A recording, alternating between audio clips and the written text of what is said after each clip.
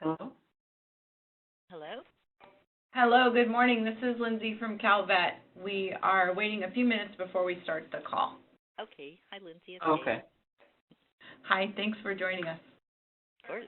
Irene Cruz. Hey, Irene. Long time no talk.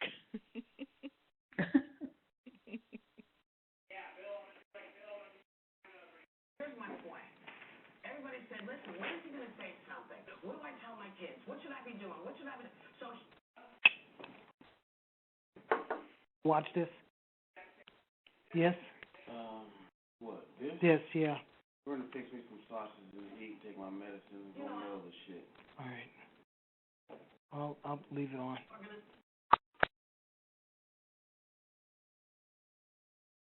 Just get sick of white room. Yeah, why is it not coming on? It says auxiliary. but, you know, I think, would you have rather he was hysterical? No. Would you rather, no. You can watch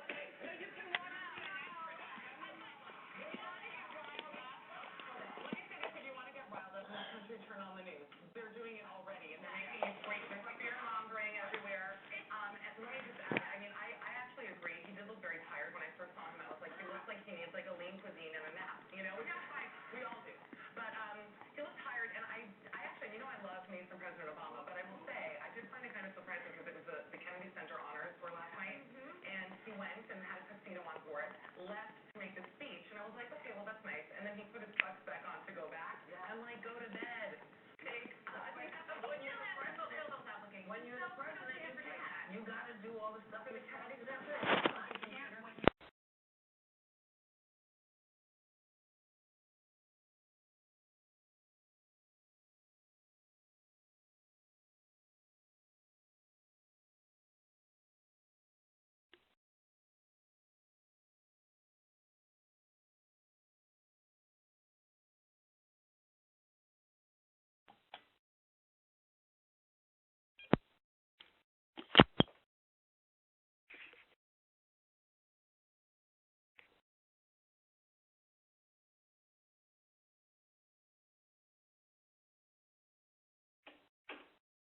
Okay, good morning, everybody.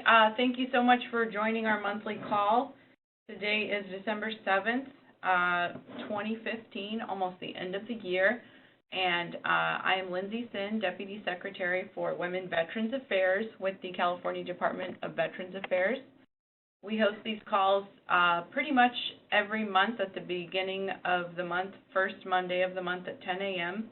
These phone calls and webinars are available on our website at calvet.ca.gov/womenvets under our Around California tab, so that if you'd like to go back and look at our previous webinars, you're welcome to do so. You can download them and find them there. So today, thank you so much for joining us. We're going to discuss what our 2015 activities looked like, just to give you an idea of what we did here so that you know how we're working for women across California, and then also laying out our 2016 goals. I'd love to do some Q&A at the end of this, so if you have questions about anything going on in 2015 or what we're looking at in 2016, we reserve a little time at the end of this call today so that we can answer any questions you may have. And then just like our other webinars, this will be available for future reference. So just a few housekeeping items. This call usually goes till about 11 o'clock. We'll probably go the full hour today just because there may be some questions about our activities. As well as if you can remember to mute your phones, that would be greatly appreciated. That way we don't have too much reverberation and we can hear each other and we don't talk over each other too much. We are using the Join Me software that we've been using for this last year. So if you've connected with us via the internet, you can also ask a question in our chat window, and we'll get back to you today during the call. You're also welcome to email us or call us, and I'll have our contact information on our last slide as well. If you have any further questions or if you need to contact us and reach out about something that might be of a personal nature, we'll be happy to help. So with that, I'm going to go ahead and get started. So what we're going to cover is a little bit about what we did for 2015, especially regarding our outreach activities and how we worked in the advocacy space for women veterans here in California. And then we're going to cover a little bit about what we'd like to do for 2016, and then spend a little more time on questions that you may have. So our vision and our mission, my vision for our division and for Calvet is that we become the premier advocate for women veterans across California, and that we can lead the nation in supporting women veterans. And then our mission here in the department is to provide information, advocacy, outreach, and support to our women veterans and to their families. So this year for 2015, we actually attended over 40 outreach events across California, starting from January 1st all the way up until earlier this month. We probably will attend one or two more events before the year is out, but this was one busy year for the division. My staff and I, which there's only 2 additional staff that I have, were traveling, driving, flying all over California. I've never seen this many events happening for women veterans, and this is my 4th year doing this. So I think that's wonderful that we're seeing a really, really big increase in events specifically for us women. So a couple of these photos, the top left photo is an event that I went to near the San Diego area for the VA San Diego Medical Center. And the woman in the red coat is Dr. Betty Mosley Brown with the she's the assistant director for the Center for Women Veterans with VA. That was a fantastic event. And then in the right and the lower left-hand corner, that's actually those were our Calvet team members at the Capitol when we advocated, and I spoke for Denim Day, which is during Sexual Assault Awareness Month, and Denim Day at the Capitol. And then over in the far right, that was another event I attended at the University of Redlands for the VA. So we attended over 40 events, and these happened all year round. November was really busy because of Veterans Day. March was really busy because of Women's History Month and Women's Military History Week. But it was phenomenal to see so many people and so many women coming to events and really just getting the word out that women are veterans and that there are a lot of services available for us. It was just an incredibly busy year. I'm back on A-list status with Southwest Airlines. I don't know if I'm happy about that or if I'm sad about that, but it was definitely a really good year for events for women. A couple other events that I had the great honor to go to. This was an event in Fresno, hosted by several women. You can see the Fresno Women Veterans color guard on the left-hand side, and then 2 amazing women at our Fresno event. It was really a really fun event, worth the 3-hour drive for sure. We also hosted our Women's Military History Week reception. That's typically the 3rd week of March when the governor proclaims that week as Women's Military History Week. Every year we do a reception here at the Capitol in Sacramento, and this year we had the honor to award these 2 women, Ophelia Alvarez Willis on the right and Rhea Chahaki on the left. That was a fantastic event. We had over 150 attendees, and I think we will plan to host this again in the 3rd week of March, and then also look for that proclamation to come out from the governor right before that 3rd week of March. We'll make sure to get out as many proclamations to people in physical form and in PDF electronic form as possible. If you'd like one of those proclamations, all you have to do is contact our office, and we'll be sure to get you a copy one way or the other. We typically request this proclamation from the governor in February, and then we ask for so many paper copies so that we can provide those at outreach events and get those to all of you that may be hosting events in your area. So make sure to contact us for that. We'll put information out about our next reception for 2016. You'll probably see us save the date sometime in early February or middle of February. So you'll see it at least a month beforehand, at least a month before the event. But just expect that we'll do one here in Sacramento, as we always do. And then look for our calendar and look for our Facebook posts. There will be events going on all throughout the state for the entire month of March in celebration of Women's Military History Week. A lot of events start in early March, usually the first week of March, and go all the way to the end of the month in celebration of that. We also worked with the Dress Code Project this year. The dress code is a opportunity for women veterans to get professional clothing that they may need for job interviews or new careers. And we all know that's a challenge when you're coming out of the military and you don't know exactly what you're going to wear because you're so used to wearing a uniform. And we also know that if you're like me, you have some challenge just putting a good outfit together. And so the Dress Code Project, we first started this with the organizers last year at our women's conference in August 2014, and then we continued another event this year in San Diego on November 14th of this year. And we had over 60 women attend the event, and each walked away with bags and bags of clothes that they were able to use. Some of these women were graduating from nursing school, from college. Some were just coming out of the military. Women brought their children to the event. They were looking for how to pair outfits together.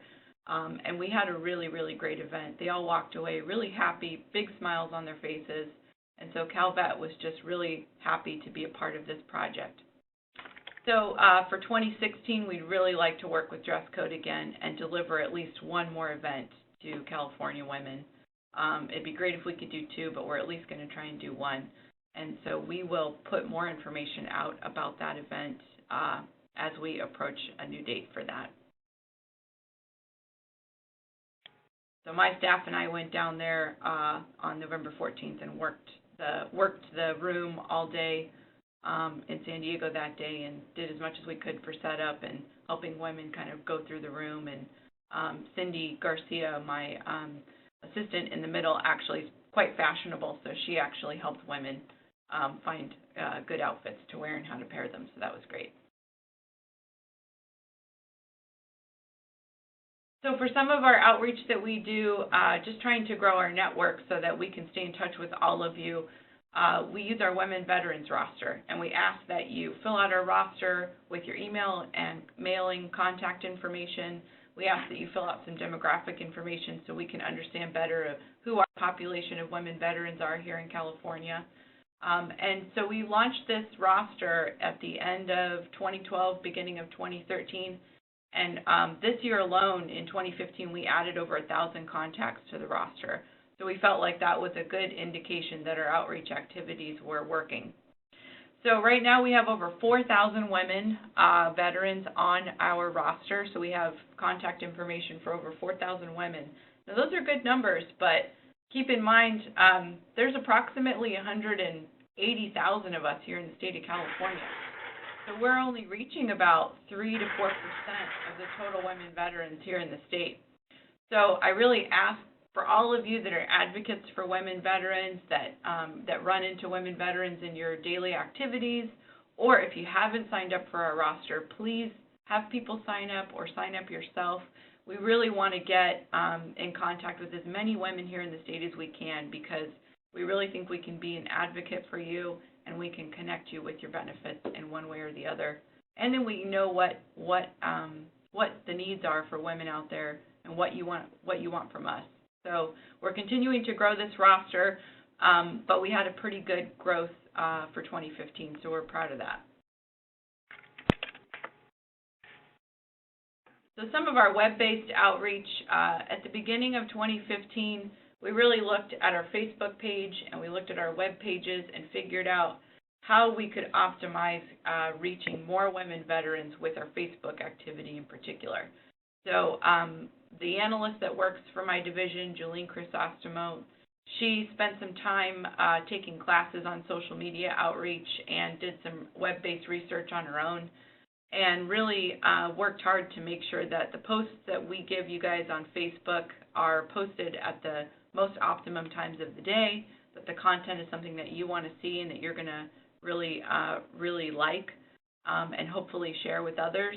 And so because of that, we saw an 81% increase in our Facebook likes, and we saw an over 300% increase in the average post reach. So we weren't having most of our posts shared and they weren't reaching a lot of people in 2014, but in 2015, our average post reach is going upwards near 500 people, some posts up to a couple thousand people. So that's good news. That means that hopefully as much information about what we're posting on Facebook is getting out there and being shared among all of you, and that you're getting some value from it. Our Facebook page, if you haven't seen it, or if you would like to go to it and like it and see what we're posting, it's just titled Calvet Women Veterans. And so we try and put as much information about upcoming activities, about new trends or new announcements coming from the federal government or at the national level. And then we also put as much as we can out there to remind you of our monthly phone calls, about an event we're promoting that's coming up. We try and promote other organizations' events too here in California, so please contact us if you have an event you want to promote, or look at our page and see what kind of information you can get from that. We did a couple other things. In 2014, we really paid attention to our numbers to see how many people we were reaching.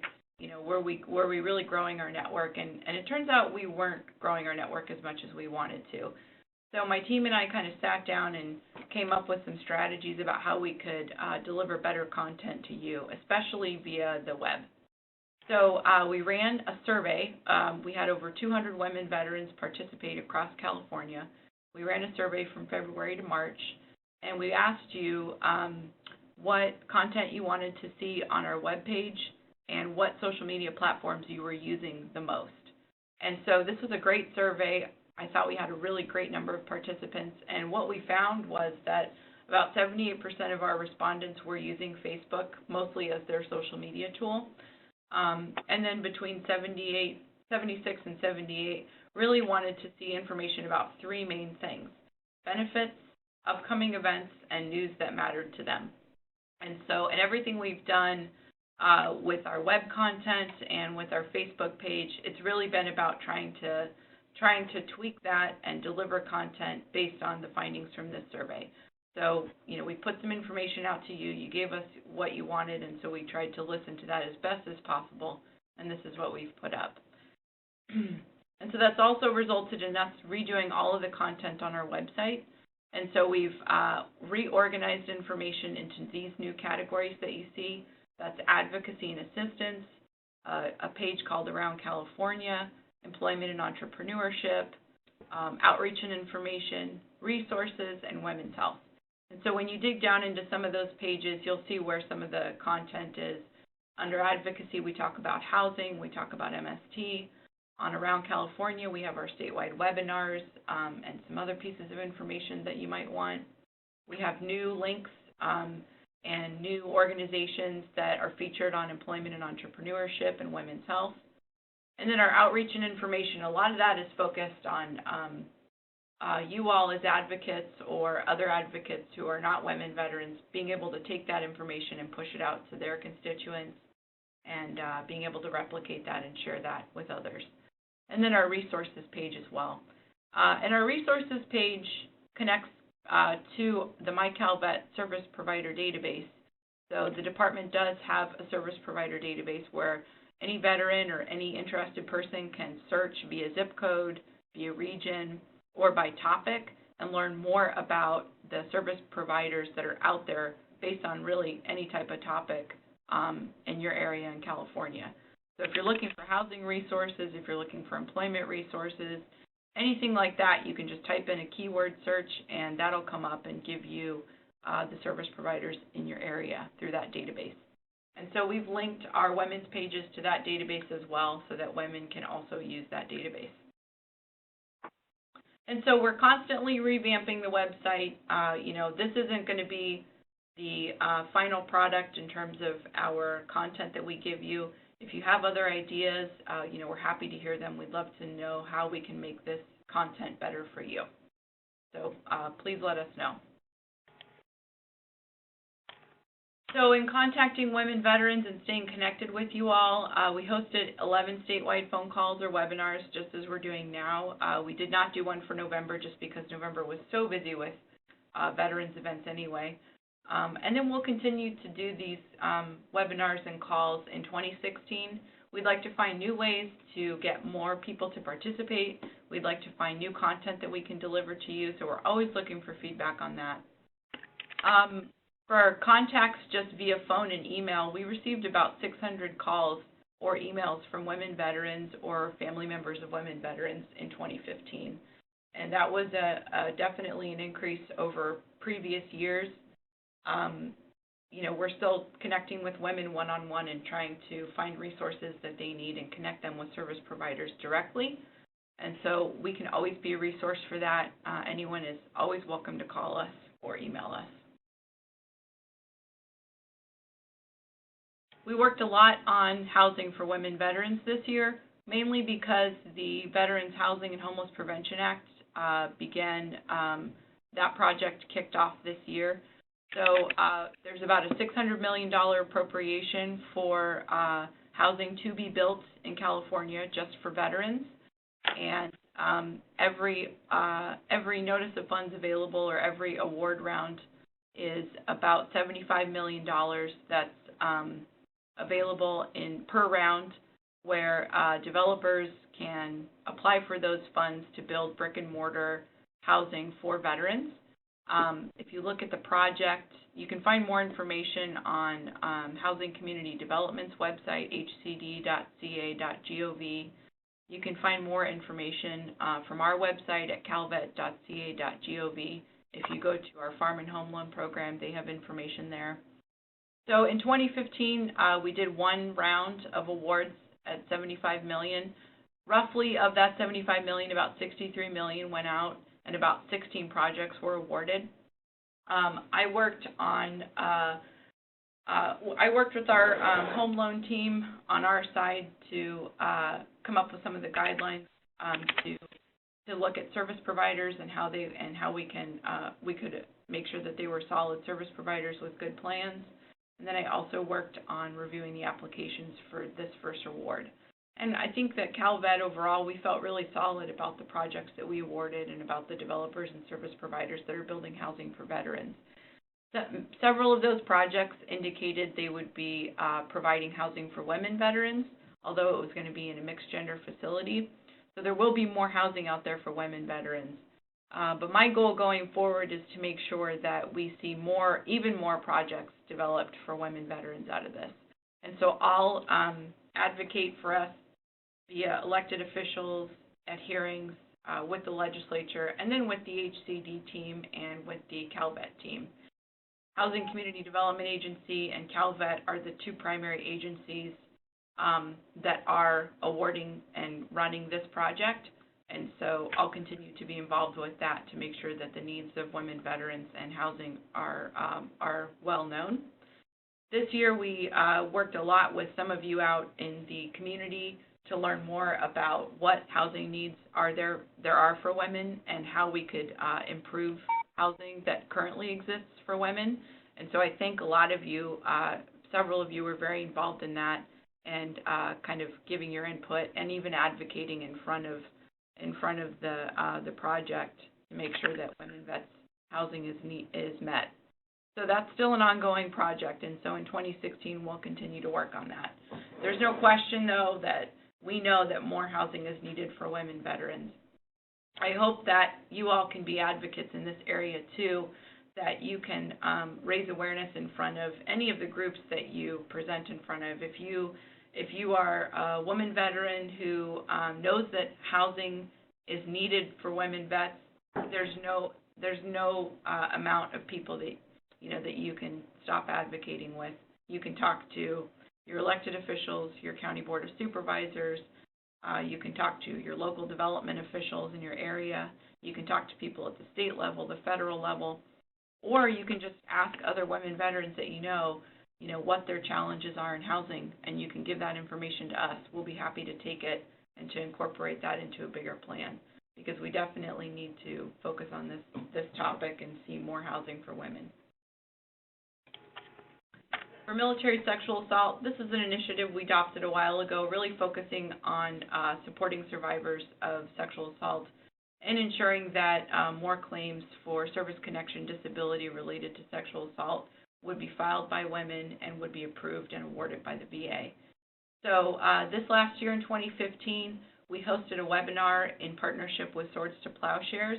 This was a 3-hour webinar focused on training employees and staff at rape crisis centers, so that when a county rape crisis center received someone that was either active duty or reserve or a veteran of the U.S. military, they had better understanding of why there are differences in serving our population versus civilians. And so we had about 140 participants on this webinar that we did, and this webinar is also available either through the Swords to Plowshares website or through our website, calvet.ca.gov/womenvets. We also worked on delivering training to our county veteran service officers. Every county almost has a county veteran service office and officer that can file claims on behalf of veterans, and we work closely with those offices. We support their funding. We also train and accredit them, and then we also review those claims to make sure they're fully developed and follow those claims all the way through the process to when they get to the regional offices at the VA, and ensure that they are appropriately filed so that they can be they have a better chance of being awarded for the veteran who files them.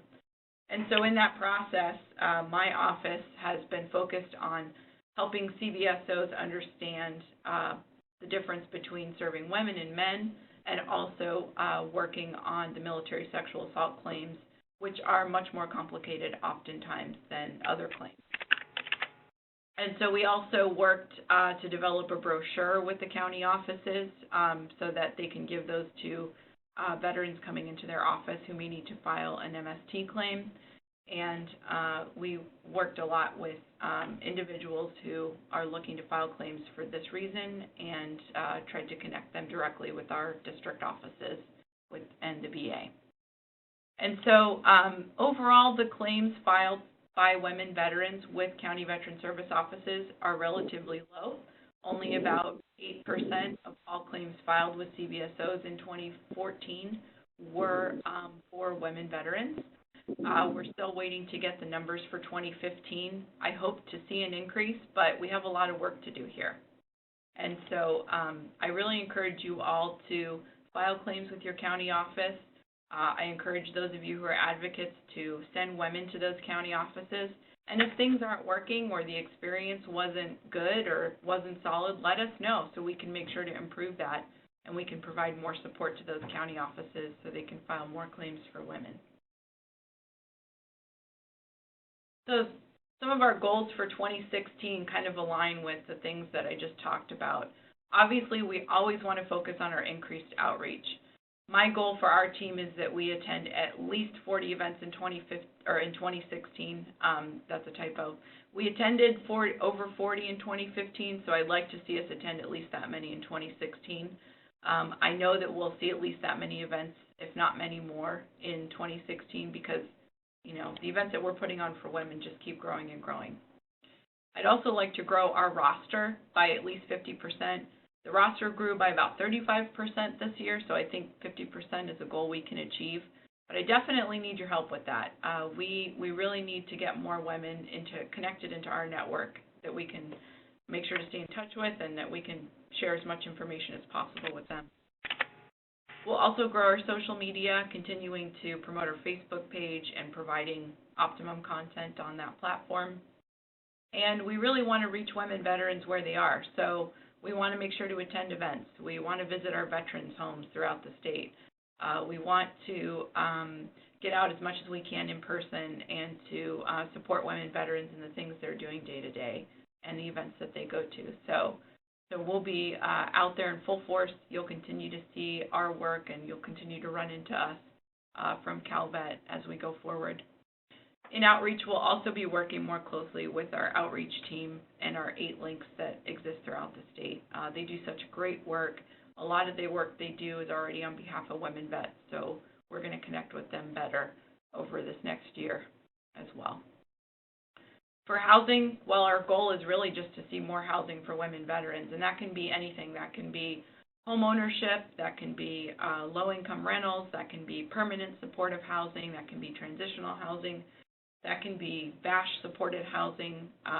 So really, we want to work to continue to advocate for more housing projects that are going to be awarded through the VHHP project, as well as promote the idea of landlords taking more VASH vouchers and providing safe and supportive housing to women veterans. And so we'll continue to be working in this space and then asking you to help us in terms of the work that you do. And then we'd also like to continue to work with our CVSOs so that we can see an increase of claims filed and awarded for women veterans. And so we'll be delivering more training at the annual conferences that we host for CVSOs. We'll also be working on claims assistance and figuring out how we can make sure that women veterans' claims are being awarded at higher rates than they currently are. So those are our main goals for 2016. That's pretty much what I have for my PowerPoint portion of this presentation. So what I'd really like to do is open it up to a few questions in a minute. We will be hosting a couple of our own outreach events. We will be hosting a 2016 March reception as we did last year. We will be working with the dress code again, and then we'll be attending a lot of events. So I imagine as you're all looking to events that you want to attend or organize in 2016, keep us in mind. We'd be happy to attend and happy to speak and present. So those activities will remain the same, but our focus is really going to be on continuing our advocacy for all of you in the state and then increasing our network as much as possible so that we can continue to share good information.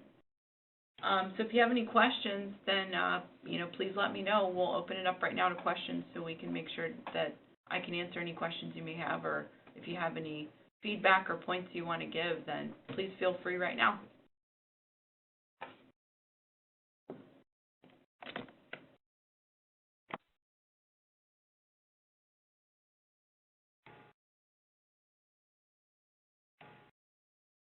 Okay, not all at once now. You might have a ton of questions. You might have not so many questions, but, feel free to ask anything or to make any points you want. Now's the time to give feedback.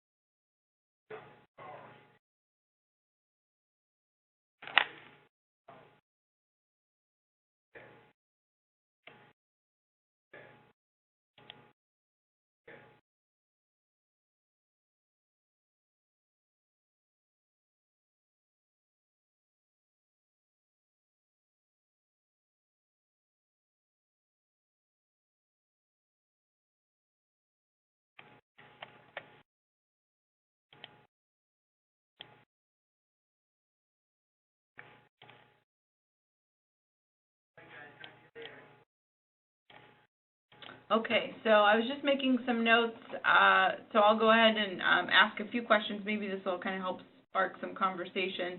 I'd really like to see where we can work better in improving mental health delivery for women veterans this next year. Does anybody have any thoughts on that, about how we can work better to expand things like Prop 63, which is mental health to the county offices, funding for county offices to support mental health outreach? Any spaces where you see that's a real need? Hi, Lindsay. Yeah. This is Irene Cruz. Hi, Irene. Hi. With respect to mental health, can we have a conversation about alternative treatments for mental health issues? Yeah. Particularly like equine therapy with psychotherapy along with it. Okay. That seems to be a great help to vets that have tried it. Okay. Alternative therapies or complementary therapies in mental health. Got it. Yeah. Yeah, because the issue comes in with the medication. Okay. A lot of them don't like it. They don't like the way it makes them feel because they feel like they can't function with it, and particularly if you have, like if you have a vet that's taken or that's, say, diagnosed bipolar or depression, and they have children, a lot of times what they're telling me is that the medication, they don't like it because, one, it makes them feel loopy, and then once the loopiness goes away, then they feel like they're, how did they put it? Like, not really like, well, I guess like zombies. Mm-hmm. Yeah. And No. they don't Yeah, like not to take present. it. Yeah. Yeah. Right. Absolutely. Yeah. Yeah, I think these complementary therapies are a fantastic way for people to meet their mental health needs, like you said, without having to be inundated with the chemical medical treatment or therapies that are often pushed. But yeah, I'd love to find a way to where we can at least promote more of those activities, no doubt, and make sure that people know about those types of programs in California. I think that would be a great way we can help. And then, yeah, I'd love for us to be able to advocate to see more of that happening. Hi, this is Gail. I would definitely like to second that one. No doubt, Gail. No doubt. Just what I've seen happening, the number of, also with the men, but especially the women, because of childcare issues, making it that much more difficult. Yeah, I've heard the word zombie. I've heard, mostly dead, or numbed out. And even the alternative therapies don't have the same stigma as going to see a therapist. So it's a great doorway. It's a great way to enter taking care of that aspect of what's happening. Just finding your own self-care and not having the stigma, and then being referred on if that's important, not having so many issues that you're going in with, having sorted out some of the stuff. So definitely. Okay. That's good information. Okay. Lindsay, this is Paige. Can you hear me? Yes, I can. Hi, Paige. Oh, God, it took me that long to figure out how to unmute my phone. Anyway, when's the next round of funding? When are proposals due as far as the next round of funding for housing? They're actually due right now. This was round was just released. Is there another round? Oh yeah. The rounds will be ongoing at least until the $600 million is enough, if not further than that. Okay. So you'll see at least probably 2 rounds at least for 2016. So I think they're turning these around pretty quickly. So certainly you'll see it happen. So if you want to talk to me or contact me, I can kind of connect you with how that process is going. And I know you probably are still looking at your idea for housing for women vets.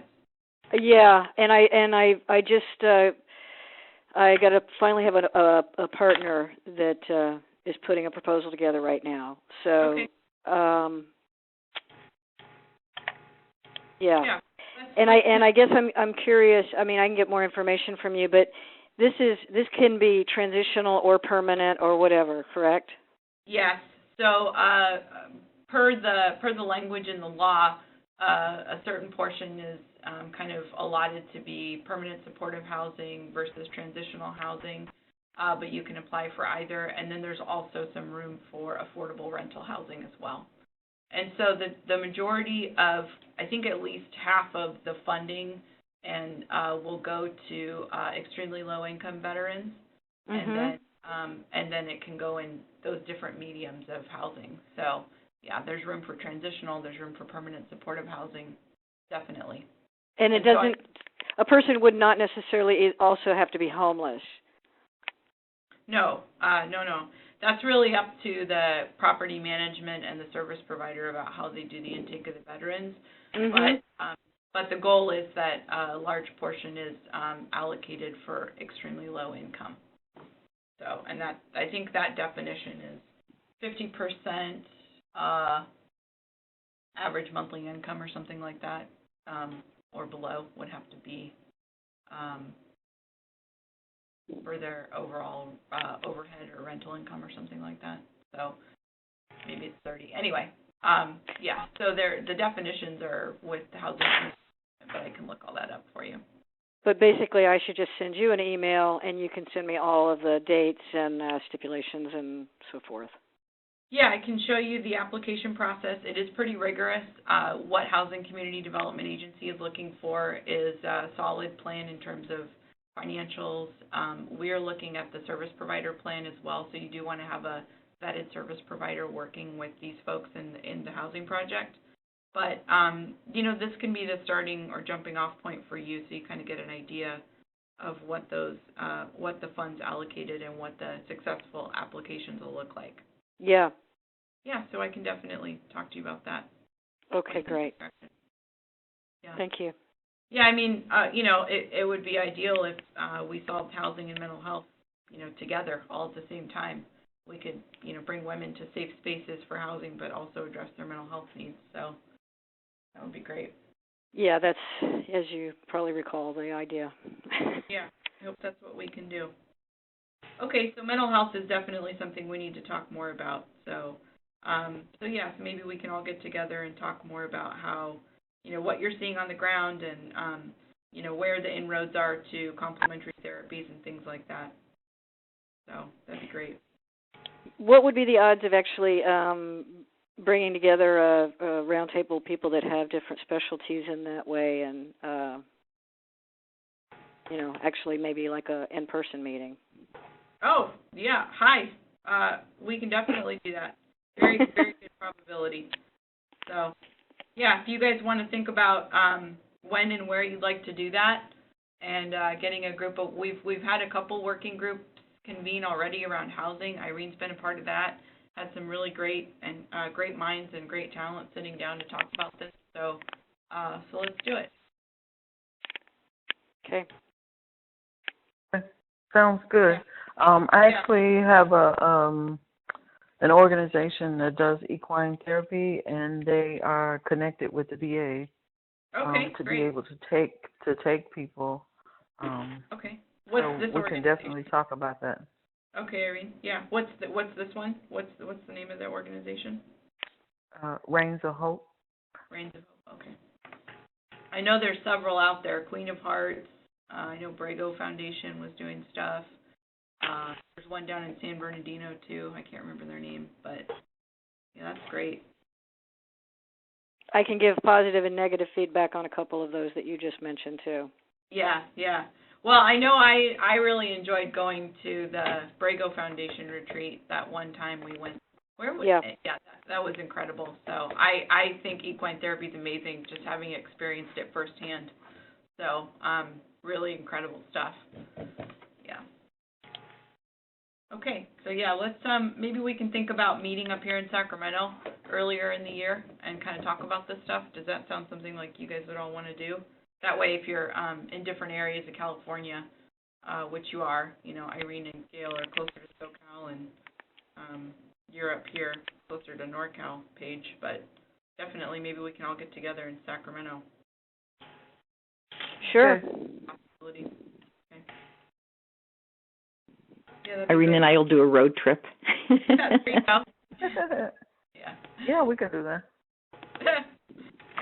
It's decided. All right. Yeah, that would be great. Yeah, we can start talking about some of this stuff. Yeah, I'm also connected with some equine therapy groups here, and some people who work with dogs. It's not actually service dogs, but just working with the dogs. So there are a lot of possibilities. Yeah. Sounds like it. We just need to, I think most of all, from a statewide standpoint, we have to really make sure that these are organizations that are well supported and effective, and that people know about them, that they're promoted, that people are, actually going there and using these services. So that's really something we can help with too. If it's a solid organization and a good program, then we can definitely help promote it. So that's something we want to do. Make sure to get the information out there. So and outside of mental health, are there other things that you guys think that are really key to focusing on, or new emerging trends that you see for women vets that need to be addressed that we can help with?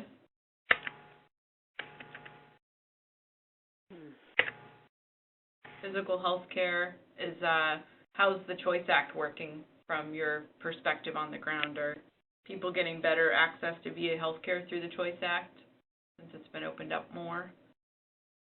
Personally, I am. I don't know Okay. how it is impacting other women veterans. Okay, well, that's good news.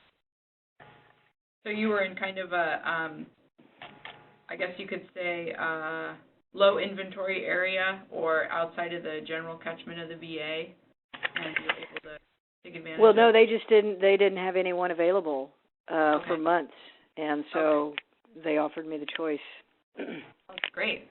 I was like, oh well, not have to commute across the Golden Gate Bridge.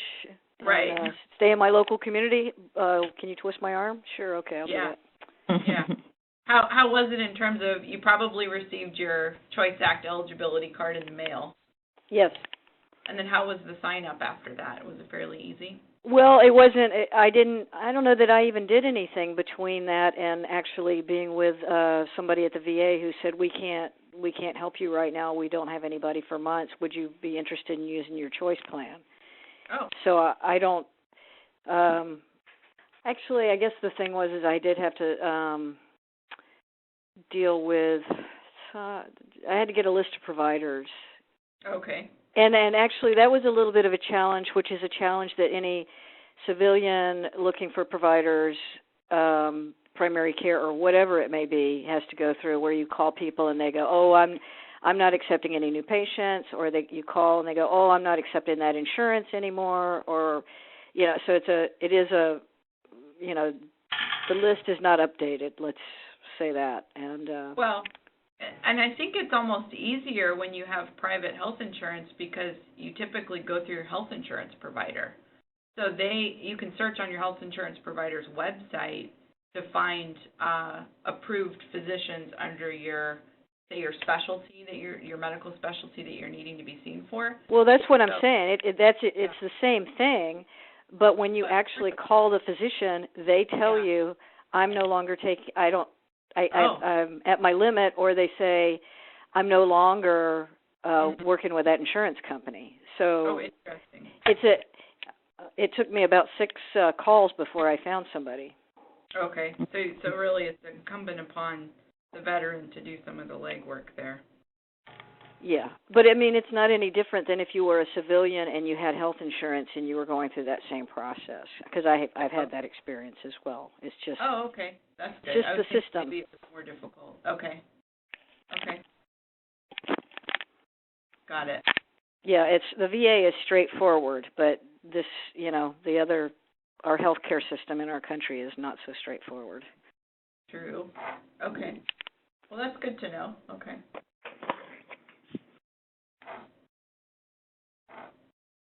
I would be a huge fan of not just having the meeting, but also inviting when we sit at a round table regarding mental health care.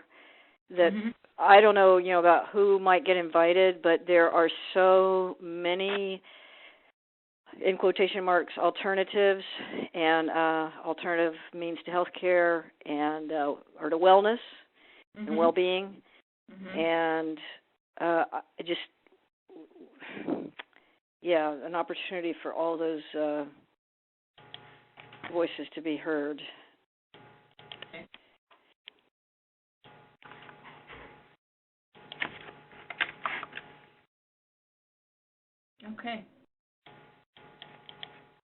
Okay, so we'll kind of work up what we think that would look like and get back with you all in terms of when we can do that. It may not be right at the first of the year, but I'd really like to think about, because I want to organize this in an intelligent way. But I think that would be a great idea. Talk a little bit about this. Lindsay, this is Irene again. One of the other kind of topics is for vets dealing with, I guess, personalities on the job. Because there are vets that are getting hired, but then within 6 months they're getting fired. Okay. And a lot of it you think is this disconnect between civilians and military, or yeah, and how to right. When I did that I don't know, I guess you call it a workshop at the women's conference in Sacramento, I had a lot of women come up to me afterwards, and some of them were saying that they even quit a job because they didn't know how to deal with personalities and different things that you encounter. And I know it took me a long time to be able to deal with that without getting mad and pissed off, and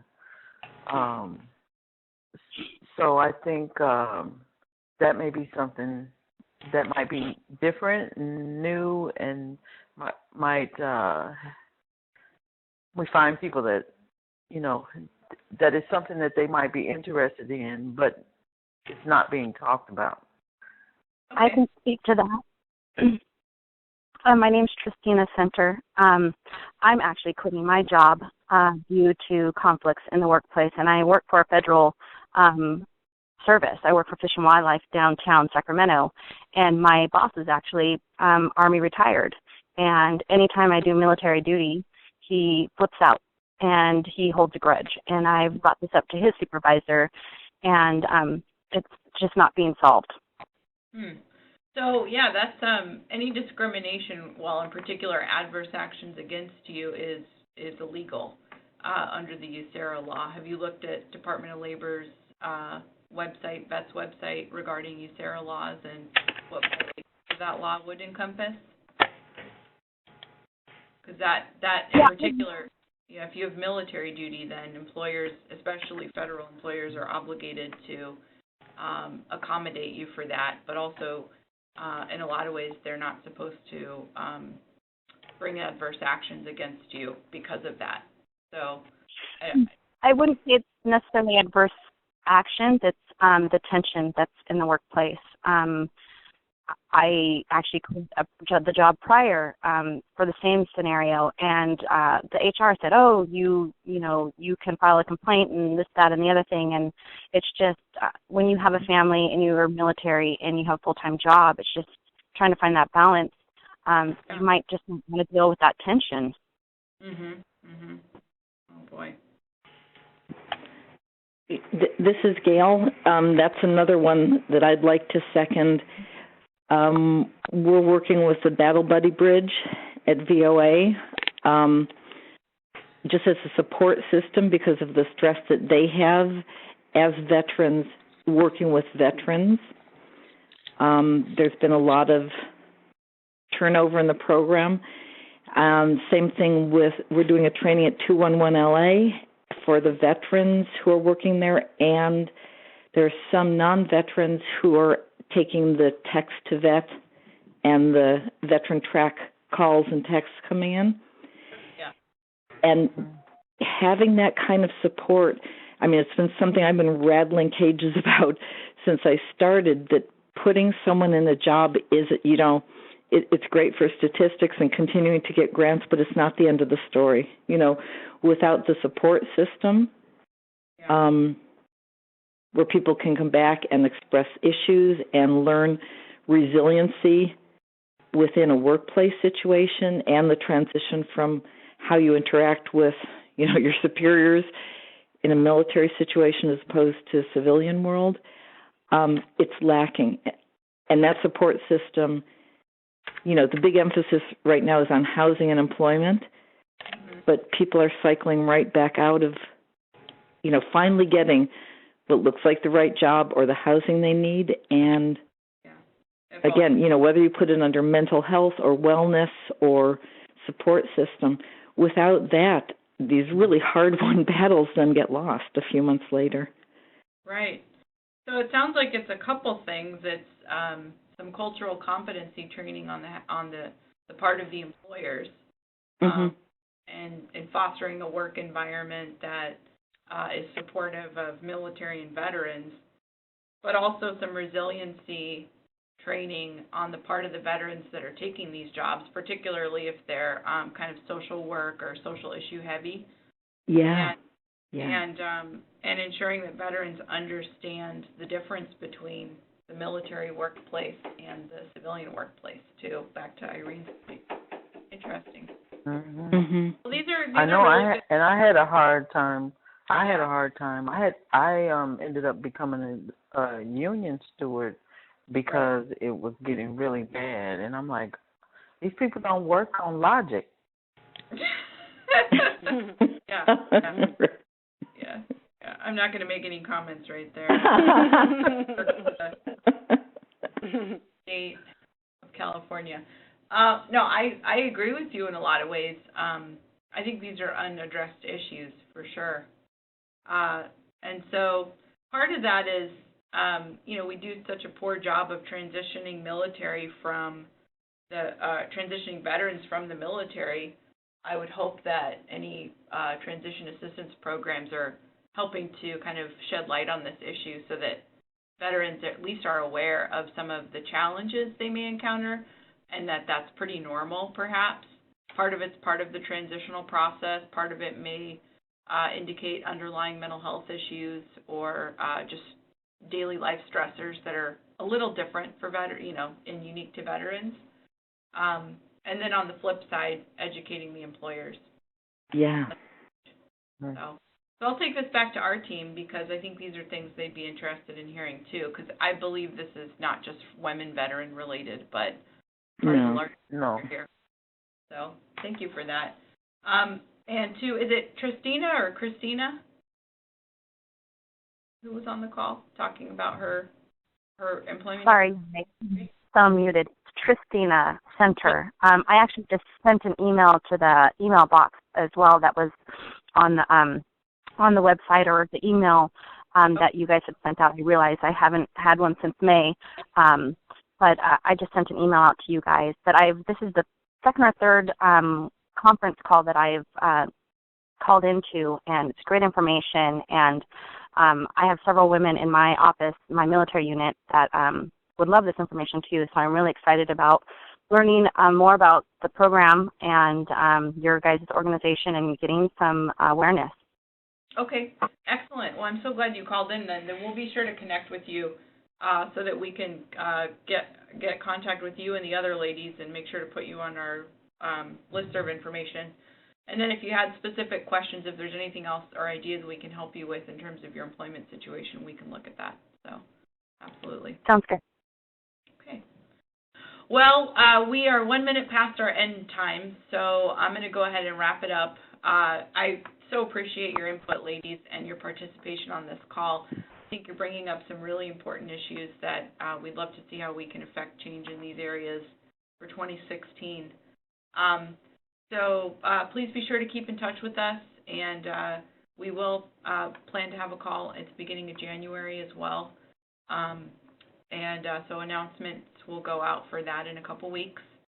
And then I'll be in touch with you regarding anything we can do with a roundtable up here in Sacramento sometime in early 2016. So this was extremely helpful. If you have any other questions, please feel free to reach out. And I look forward to seeing all of you in 2016. And so happy holidays as well. Thank you. Thanks, Lindsay. Thank you. Too. Take care. Ciao.